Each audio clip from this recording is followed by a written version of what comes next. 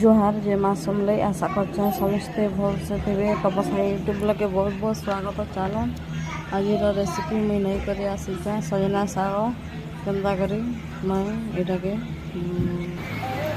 भाजी देखुन आपण मैंने सांग मैंने तो मुझे देखुन बाची दूचे सजना शाग के धुई कर रांधा देखुन एवं मुझे धुई देली भल से धुई देमा लहसुन सोरस जा देकर शाग के भाजमा।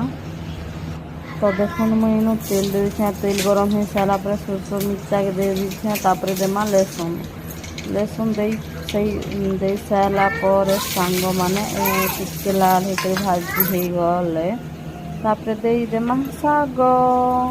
तो देखुन सांग मैंने एबे दे देमा शाग के सजना शाग के मुझे तो एंदा कर सांग मैंने आप मैंने एंदा कर समझे।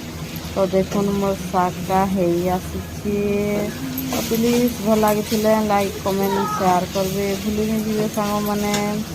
तो चलो देखुन